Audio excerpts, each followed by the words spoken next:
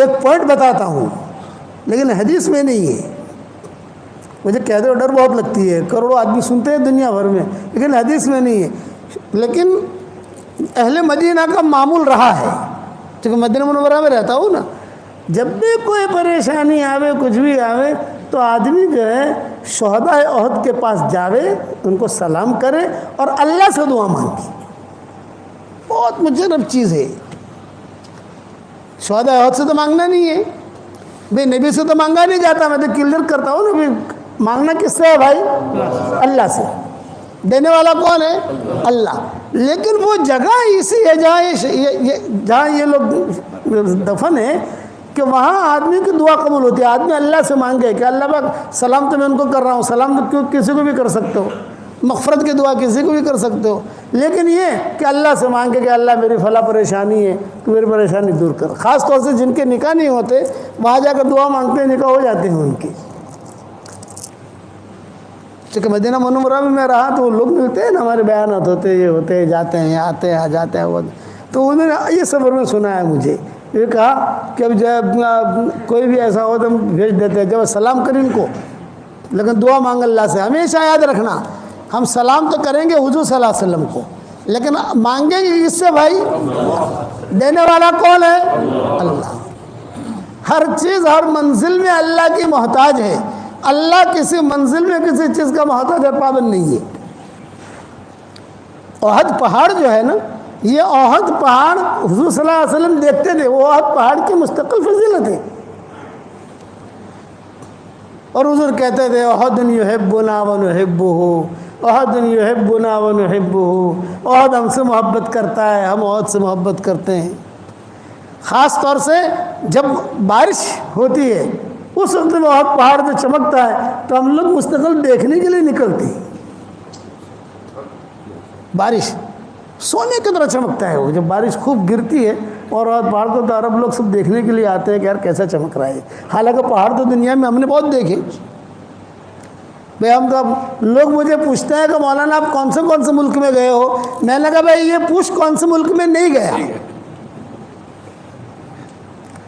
یہ پوچھ کہ کون سے ملک میں نہیں گیا, یہ پوچھ تو پتہ چلے کہ یہاں نہیں گیا. اللہ سب جگہ لے گیا, سب جگہ کا پہاڑ بھی دیکھیں, لیکن اس کی نوعیت ہی الگ ہے. مولانا سید خان صاحب رحمۃ اللہ علیہ فرماتے تھے کہ بھئی یہاں سے تم جو ہے احد پہاڑ پر جاؤ اور اللہ سے دعا مانگو.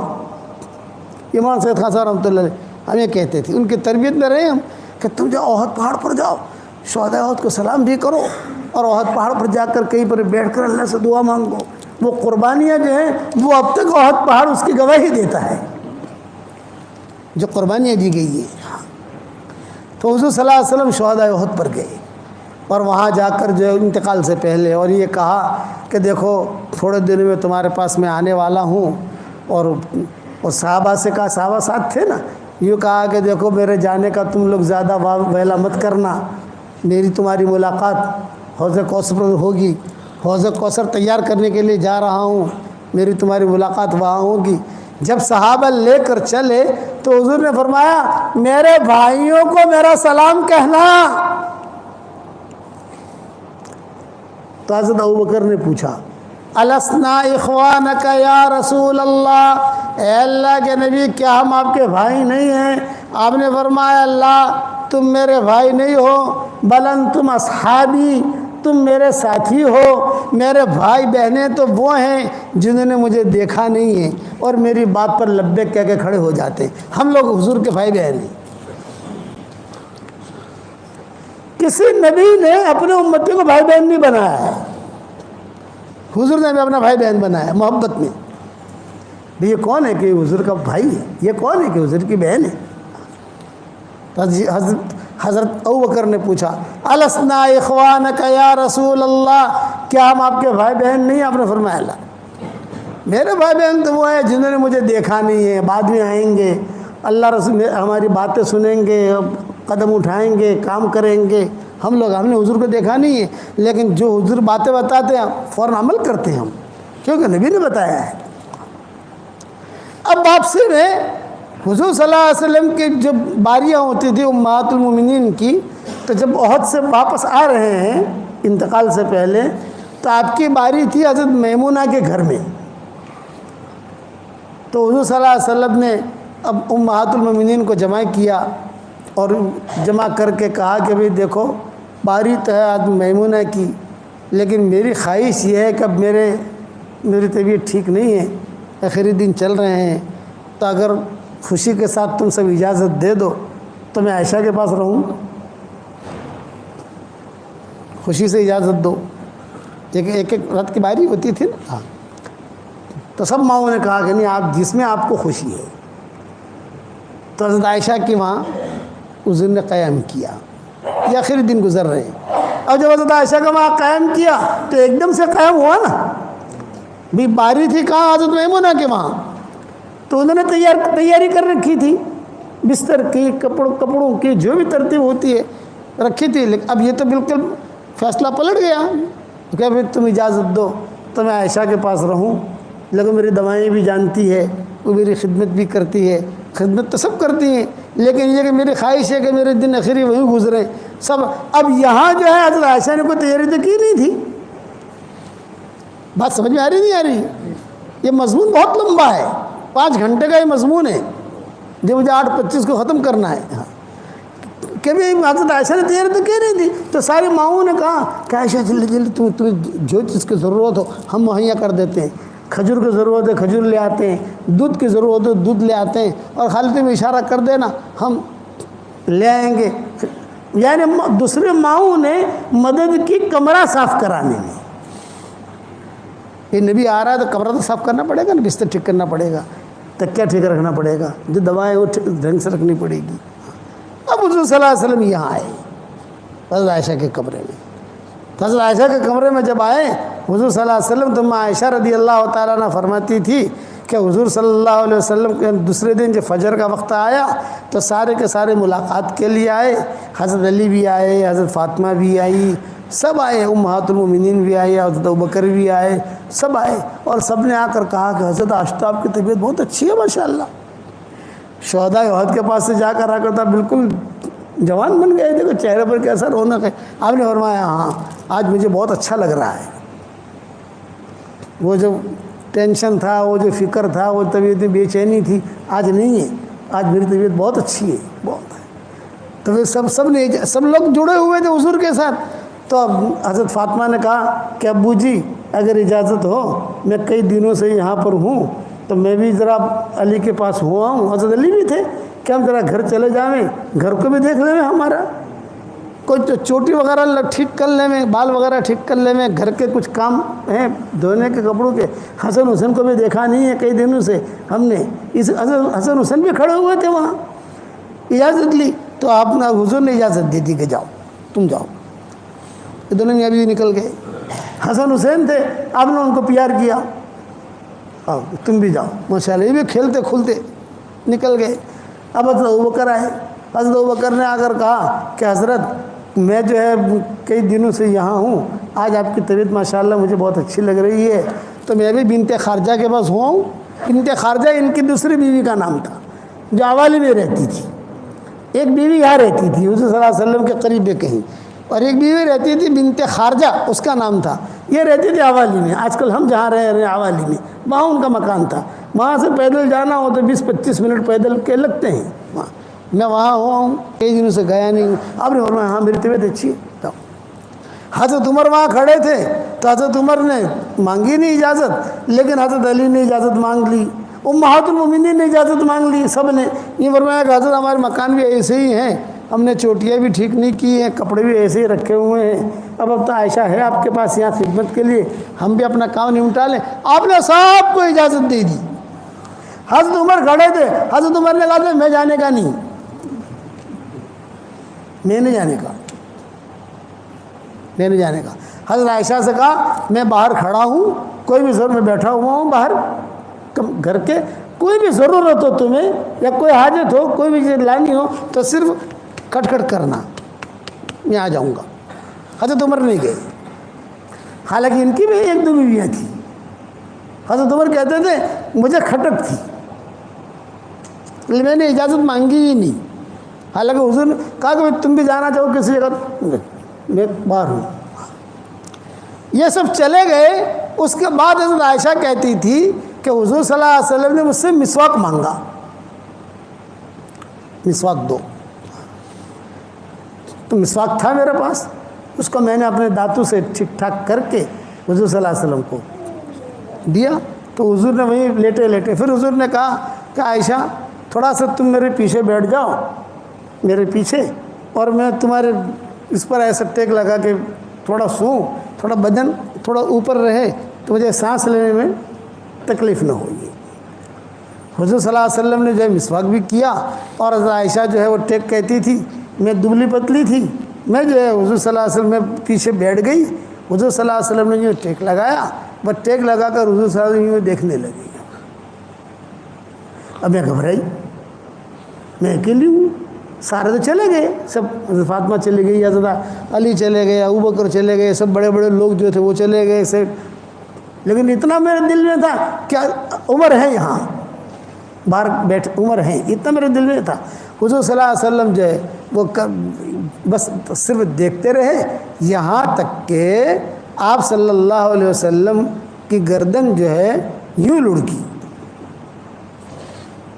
یہ حضرت عائشہ کی تھی، اور آپ کے منہ مبارک سے لعاب مبارک جو ہے وہ نکلا اور میرے ہنسلے کے گھڑے میں آ کر گرا۔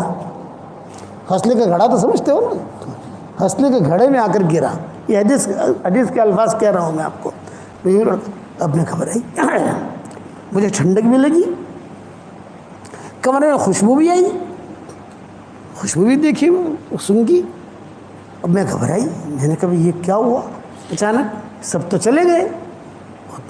تو میں آہستہ آہستہ آہستہ پیچھے ہٹی، پیچھے ہٹی اور حضور صلی اللہ علیہ وسلم کو کہتی رہی یا رسول اللہ، یا رسول اللہ، یا رسول اللہ، یوں تھوڑا ہاتھ پھیرا، تھوڑا انگلیاں دبائیں، شاید کچھ بات کریں حضور صلی اللہ علیہ وسلم کچھ، لیکن حضور صلی اللہ علیہ وسلم خاموش۔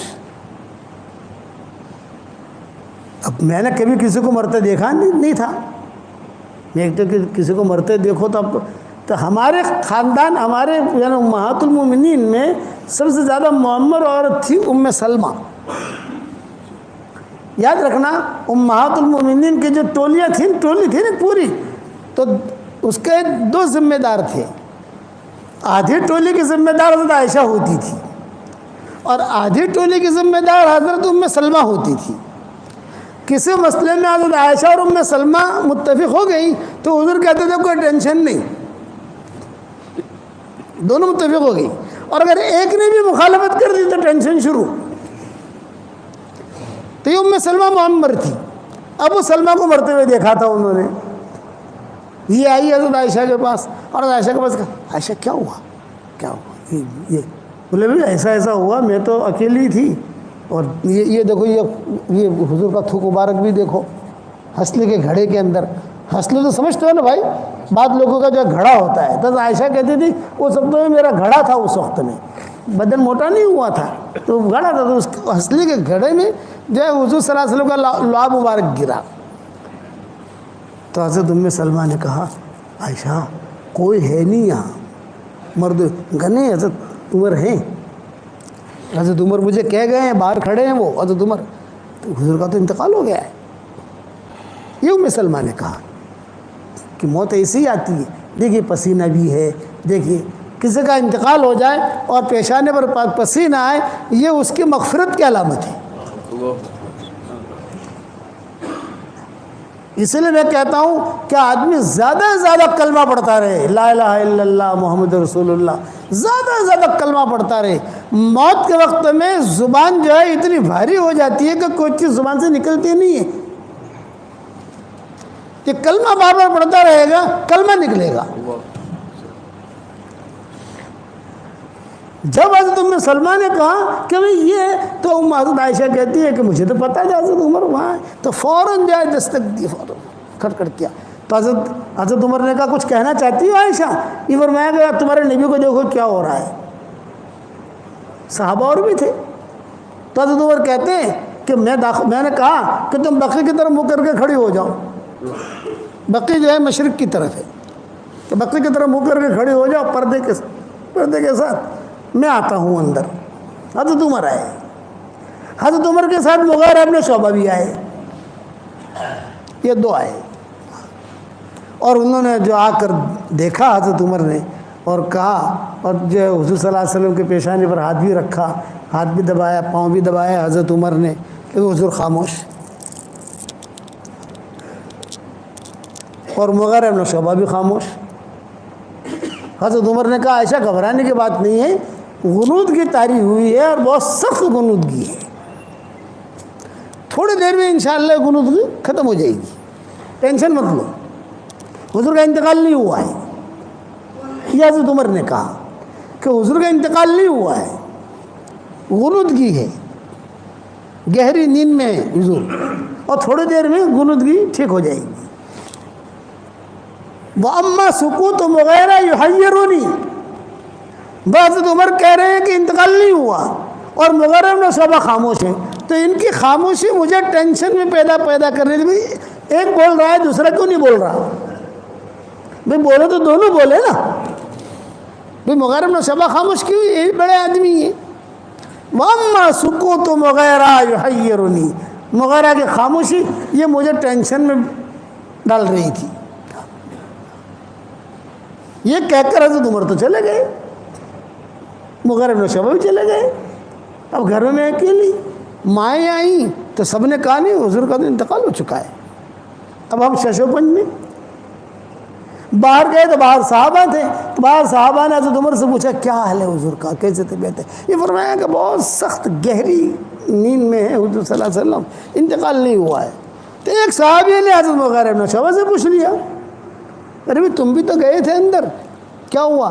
تو اب مغیرہ بن شعبہ نے کہا عمر جو سمجھے ہیں غلط سمجھے ہیں، میں جو سمجھاؤں صحیح سمجھاؤں. پھر آپ کیا سمجھے ہو کہ حضور کا یہ وصال ہو گیا ہے؟ یہ حضرت مغیرہ بن شعبہ نے کہا. یہ کہا صحابہ میں سب سے پہلے حضور کے انتقال کی خبر دینے والے مغیرہ بن شعبہ ہیں. ماں ایسا کہتی تھی کہ ہم تو شش و پنج میں تھے، انتقال ہوا ہے کہ نہیں ہوا؟ اور عمر نے منع کر دیا تو ظاہری بات ہے حضرت عمر کی بات کا اعتبار ہے.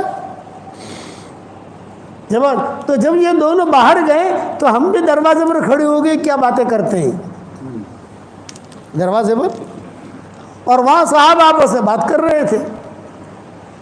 کوئی کہہ رہا تھا انتقال ہوا. حضرت مغیرہ بن شعبہ نے کہا نہیں بھی دیکھو عمر جو سمجھے ہیں وہ غلط سمجھے ہیں، میں جو سمجھاؤں صحیح سمجھاؤں، کہ حضور صلی اللہ علیہ وسلم اللہ کے وہاں چلے گئے. اب اتنا حضرت عمر کو سننا تھا، حضرت عمر جذبات میں آ گئے. یہ فرمایا خبردار جس نے کہا کہ حضور کا انتقال وہ اپنا انتقال سمجھ لے. تلوار نکال لی، حضور کا انتقال ہونا ہی نہیں ہے. ابھی تو کتنے کام باقی ہیں یہودیوں کے، بے ایمانوں کے سارے دنیا میں دین پھیلنا ہے، یہ باقی ہے، یہ باقی ہے، یہ باقی ہے، یہ باقی ہونا ہی نہیں ہے. ابھی وقت مرے جائیں گے دنیا سے، لیکن ابھی نہیں، ابھی حضور کا انتقال نہیں ہوا ہے. اب مغیرہ بن شعبہ جو ہے سہم گئے، ڈر گئے، گھبرا گئے، بڑے آدمی ہیں. بس یہ مضمون یہاں پر ختم کرتا ہوں بھائی. کتنے بجے؟ 8:30 بجنے آئے. یہ مضمون انشاءاللہ بعد میں پتہ نہیں کیسے شروع ہوا ہے مضمون، بعد میں سنائیں گے. ہمیں ہمارا 2 گھنٹے کا سفر بھی ہے بھائی. اب آپ لوگ اب جب بھی اللہ مجھے دوسری مرتبہ لائے تو خالی یہاں تک کہنا یہاں تک کہا تھا تم نے، تو بعد میں آگے بیان کریں گے انشاءاللہ. یہ لمبا مضمون ہے، پھر کیسے حضور کا انتقال ہوا، پھر کیسے جو ہے جنازے کی نماز پڑھی گئی، سب کیا. میں تو آپ حضرات سے ایک درخواست کرتا ہوں، میں آپ سے کچھ ہدیہ لینے آیا ہوں، مجھے ہدیہ دو گے بھائی؟ دیکھو آواز ڈھیلی پڑ گئی. ارے ہدیہ دو گے کہ نہیں دو گے؟ دیکھو ہم چندہ نہیں مانگتے، میرا کوئی مدرسہ نہیں ہے، کوئی چندہ نہیں مانگتا، لیکن ہدیہ ضرور مانگتا ہوں. دو گے بھائی؟ بتاؤ. بس میری درخواست یہ ہے کہ جب بھی میرے سبق سنو یا جب بھی میرے بیانات سنو میرے لیے دعا کر دینا. اتنا تو کرو گے کہ نہیں؟ ایک بات یہ ہوگی. دوسری بات یہ ہے کہ میں آپ کو ہدیہ دینے آیا ہوں. 10 مرتبہ سورہ اخلاص پڑھ لو تو جنت کے اندر ایک محل تیار ہو جاتا ہے. آج کل میرے شاگردوں کو کہتا ہوں 313 مرتبہ سورہ اخلاص پڑھنے کی عادت ڈالو. 31 بنگلے جنت میں تیار ہو جائیں گے انشاءاللہ. اور کوئی انکم ٹیکس والا آپ کو فون نہیں کرے گا. تمہارے 20 نگر میں تو انکم ٹیکس والے بہت آتے ہیں نا کہ بھائی صاحب تم تو اتنے پیسے کہاں سے لائے تم؟ 313 مرتبہ سورہ اخلاص پڑھنے کی عادت ڈالو تو انشاءاللہ 31 بنگلے جنت میں تیار ہو جائیں گے، اور 104 مرتبہ قرآن شریف پڑھنے کے برابر اللہ ثواب دے گا۔ ایک ہدیہ تو یہ ہے۔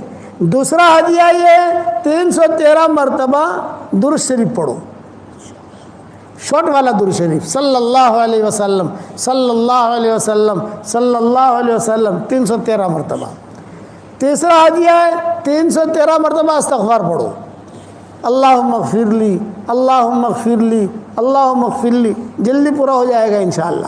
اور چوتھا ہدیہ اب نیا شروع کیا ہے، 100 مرتبہ سورہ فاتحہ پڑھنے کی عادت ڈال دو۔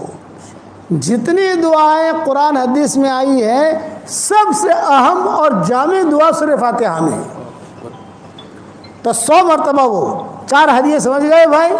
313 مرتبہ سورہ اخلاص، 313 مرتبہ درود شریف، 313 مرتبہ استغفار، اور 100 مرتبہ سورہ فاتحہ۔ اس کے بعد انشاءاللہ اللہ تعالیٰ سے جو مانگو گے اللہ آپ کی دعا قبول کرے گا، مرادیں بھی پوری کرے گا، اور انشاءاللہ مرنے کے بعد اتنے سارے بنگلے ہو جائیں گے کہ آپ کہو گے کہ یار بنگلے بنگلے ہیں۔ صحیح حدیث میں ہے یہ چیزیں۔ حضرت عمر سے حضور نے کہا تھا، عمر 10 مرتبہ سورہ اخلاص پڑھ، جنت میں اللہ ایک بنگلہ دے دے گا، ایک محل دے گا۔ حضرت عمر نے کہا 10 مرتبہ پڑھوں جنت میں ایک محل؟ آپ نے فرمایا ہاں۔ حضرت عمر نے کہا بہت محل بناؤں گا۔ آپ نے فرمایا بنا جتنا بنانا ہو تجھے۔ تو یہ آپ لوگ شروع کرو گے انشاءاللہ۔ اس کے بعد اللہ تعالیٰ سے دعائیں مانگو، جو بھی حاجتیں ہوں اللہ تعالیٰ سے مانگو۔